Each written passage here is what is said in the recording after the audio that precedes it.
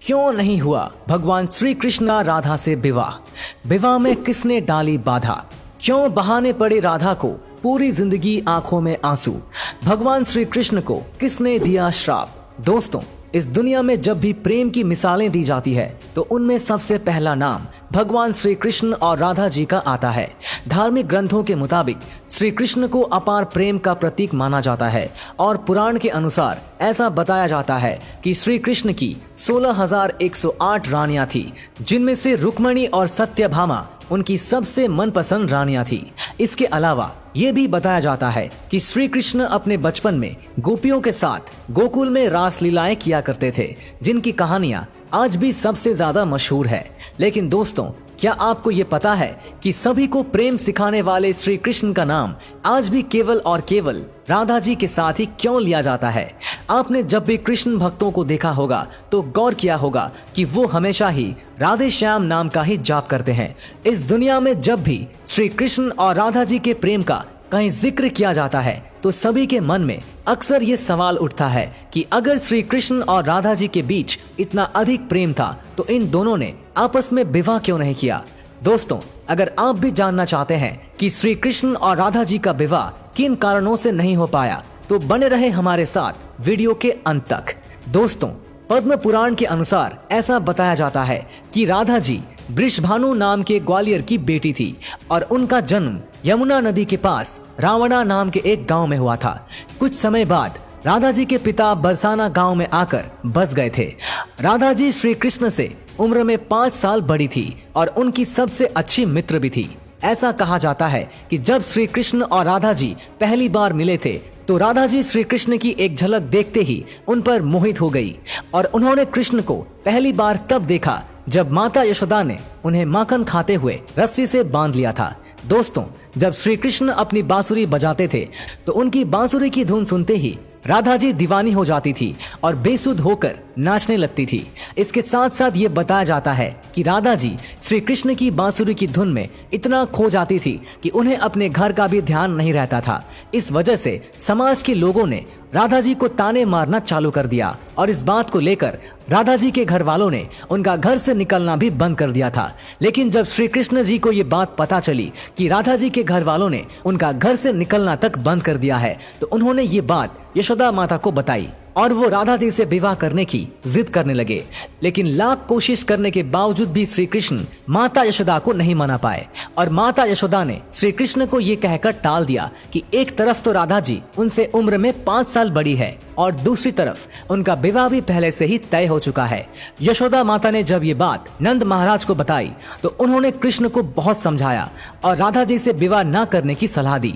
लेकिन इतना समझाने के बावजूद भी जब श्री कृष्ण राधा जी से विवाह की जिद नहीं छोड़ रहे थे तो फिर नंद महाराज श्री कृष्ण को ऋषि गर्ग के पास ले गए और जब श्री कृष्ण ऋषि गर्ग के पास गए, ऋषि गर्ग ने श्री कृष्ण को बताया कि उनके असली माता पिता देवकी और वासुदेव हैं, जिनको उनके मामा कंस ने बंदी बनाकर रखा है। इसके साथ साथ ऋषि गर्ग ने श्री कृष्ण को यह भी समझाया कि उनका जन्म केवल और केवल दुष्टों का नाश और धर्म की स्थापना करने के लिए हुआ है। और जब ऋषि गर्ग ने श्री कृष्ण को उनकी वास्तविकता से परिचय कराया तभी से राधा जी और श्री कृष्ण के बीच दूरियां पैदा होने लगी।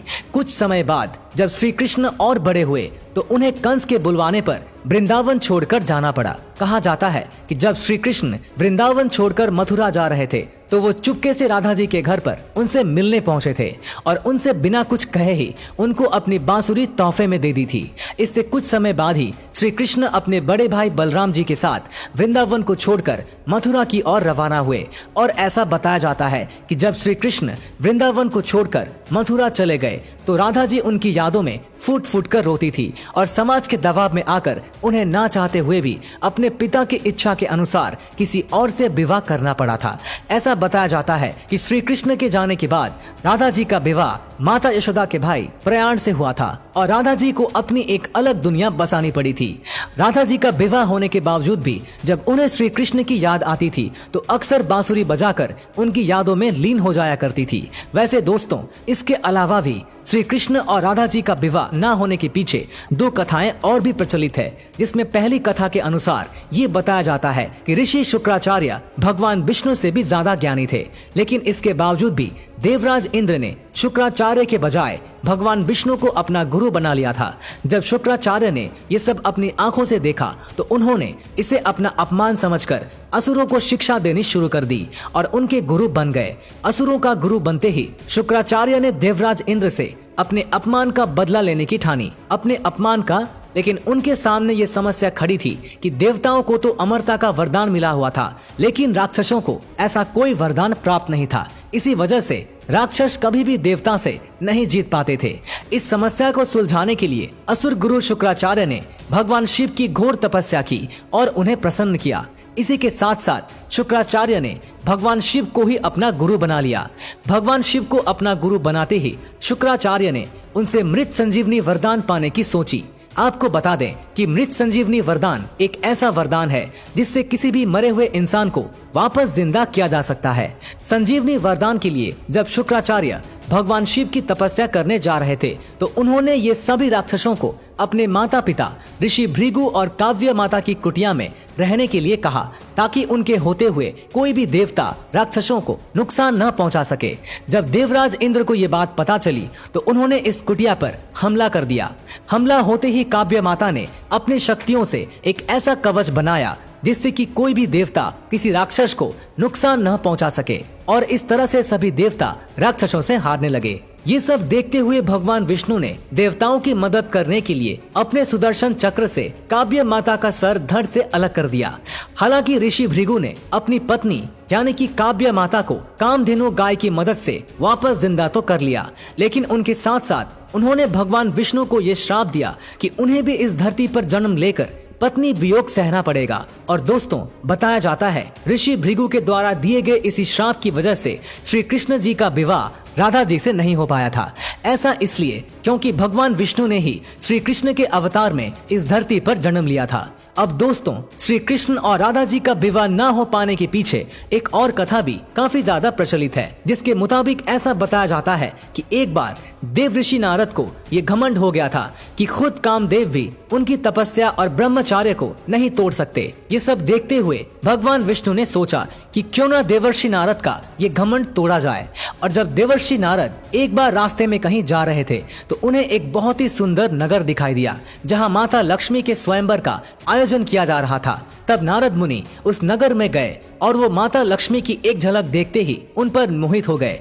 लक्ष्मी जी के रूप और सुंदरता को देखकर देवर्षि नारद का ब्रह्मचार्य तो भंग हो ही चुका था, इसलिए उन्होंने ये सोचा कि क्यों न इस स्वयंवर में हिस्सा ले लिया जाए। लेकिन इससे पहले देवर्षि नारद भगवान विष्णु के पास गए और उनसे कहा कि आप अपना सुंदर रूप मुझे दे दीजिए और मुझे हरि जैसा बना दीजिए। दोस्तों, आपको बता दें कि हरि का एक और अर्थ वानर होता है, लेकिन देवर्षि नारद ये बात नहीं जानते थे और भगवान विष्णु ने उन्हें एक वानर रूप दे दिया।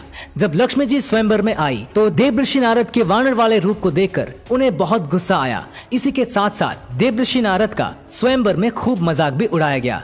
उसी समय की बात है कि भगवान विष्णु भी एक राजा वेश रखकर उस स्वयंवर में आ गए और भगवान विष्णु के सुंदर रूप को देखते ही लक्ष्मी जी ने उन्हें अपने पति के रूप में चुन लिया। ये सब देखकर स्वयंवर में बैठे सभी लोग देवर्षि नारद की ओर भी ज्यादा हंसी उड़ाने लगे। उन्होंने कहा कि पहले जाकर अपना रूप तो देखो। जब देवर्षि नारद ने शीशे में जाकर अपना रूप देखा तो उन्हें अपना वानर वाला रूप देखकर बहुत गुस्सा आया। इसी के साथ साथ देवर्षि नारद भगवान विष्णु को भला बुरा कहने लगे और उन्हें श्राप दिया कि जिस तरह से मैं स्त्री वियोग में तड़प रहा हूँ उसी तरह तुम्हें भी अपने हर जन्म में स्त्री वियोग सहना पड़ेगा। लेकिन इसके कुछ समय बाद नारद मुनि को अपनी गलतियों का एहसास हुआ और उन्होंने भगवान विष्णु से इस बात के लिए क्षमा मांगी, जिसके बाद भगवान विष्णु ने नारद मुनि को क्षमा करते हुए ये बताया कि ये सब तो उनकी ही माया थी।